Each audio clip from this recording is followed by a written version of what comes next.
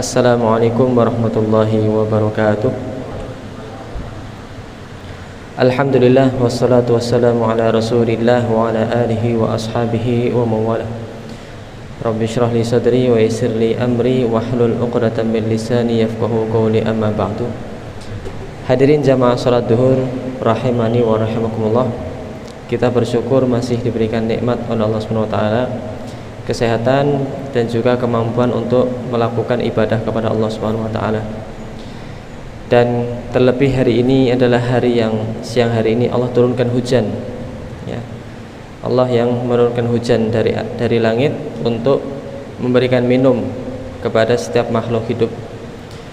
Nusqikum mimma, ya, Allah memberikan minum untuk seluruh makhluk yang ada di muka bumi ini. Jamaah sholat duhur rahmatullah, kami akan melanjutkan kajian siang hari ini tentang tafsir ataupun tadabbur juz 30. Kita melanjutkan surat Al-Falaq. Hadirin jamaah sholat duhur rahmatullah, surat Al-Falaq dan surat An-Nas adalah dua surat yang Allah turunkan untuk melindungi Nabi SAW dari sihir yang dilancarkan oleh orang Yahudi. Maka surat Al-Falaq dan surat An-Nas ini disebut sebagai mu'awwidzatain. A'udzu mu'awwidzatain. Dua surat yang melindungi. Dua surat untuk kita minta perlindungan kepada Allah. A'udzu billahi minasyaitonir rajim. Bismillahirrahmanirrahim. Qul a'udzu birabbil falaq. Katakanlah wahai Muhammad, aku berlindung dengan Tuhannya subuh. Jadi Allah di sini menyebutkan Al-Falaq. Ada khilaf makna Al-Falaq, tapi sepakat sebagian besar ulama memaknai Al-Falaq sebagai waktu subuh. Aku berlindung kepada Tuhannya waktu subuh. Artinya waktu subuh ini begitu sangat berharga sehingga Allah tulis di kalimat ini sebagaimana wal fajr, ya, waktu subuh. Min syarri ma khalaq, berlindung dari segala sesuatu yang Allah ciptakan. Di sini ada ma, min syarri ma, itu adalah ma al-mausulah, ma yang maknanya umum, segala sesuatu, apapun yang Allah ciptakan, baik tanaman, tumbuhan, hewan, manusia, jin, iblis. Aku berlindung kepada Allah dari seluruh makhluk, ya. Bisa jadi ada iblis yang mengganggu kita, bisa jadi ada jin yang mengganggu kita. Jadi jin itu kadang-kadang ada di tubuh kita tapi kita tidak merasa.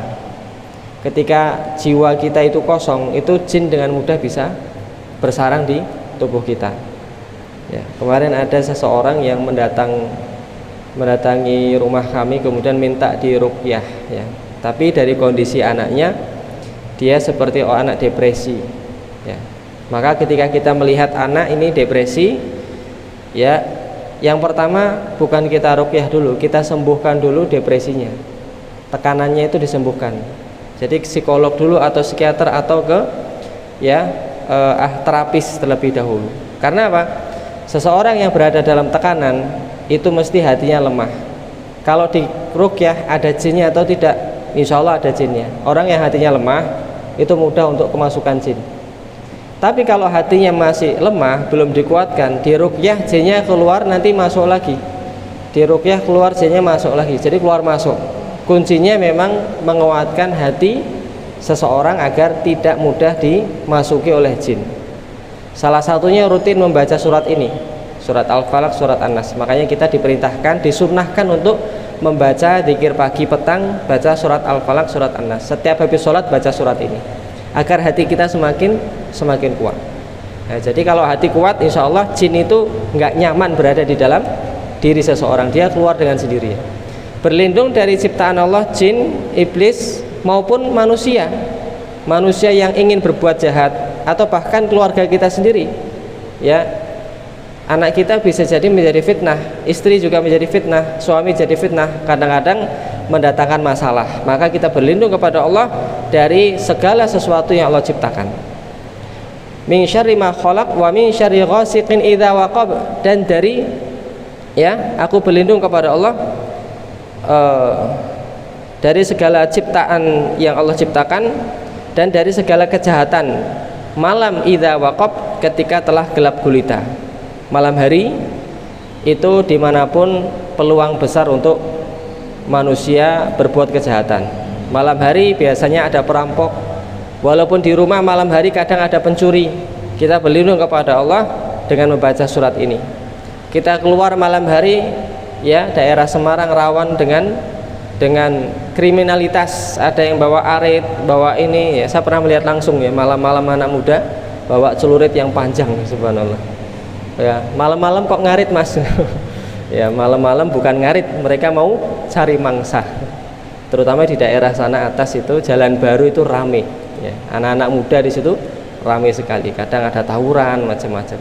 Jadi kalau kita malam-malam keluar itu jam 12, jam 1 itu mengkhawatirkan. Ya, kita baca surat ini Muawwidzatain. Nah, berlindung dari malam ketika gelap gulita, wa min syarrin naffatsati fil 'uqad, dan juga dari kejahatan wanita-wanita tukang sihir yang menghembus pada buhul-buhul. Di zaman modern ini masa masih percaya dengan sihir? Di zaman yang serba canggih masa masih percaya dengan klenik? Nah, jadi jazakumullah, sebagai muslim yang sejati, orang beriman, kita selamanya tetap percaya ada yang namanya sihir. Kalau nggak percaya berarti bukan orang beriman. Karena di dalam Al-Quran disebutkan sihir, hal gaib, jin, kita percaya. Akan tetapi zaman ini alhamdulillah sudah mulai banyak berkurang, ya, sudah tidak ahli lagi para dukunnya. Namun masih ada, dan sampai akhir zaman masih ada orang-orang dukun yang asli yang menggunakan sihir untuk mensihir seseorang. Bahkan pernah di daerah Banyumanik, ya, para pedagang-pedagang sering cerita, bukan sering cerita, kadang-kadang cerita, persaingan bisnis itu membuat mereka, ya, merasa ada sesuatu yang aneh di warung mereka. Ada sesuatu yang jatuh di atap, ada yang kalau lewat mesti pelanggan bilang, kok tutup terus, Mas, ya.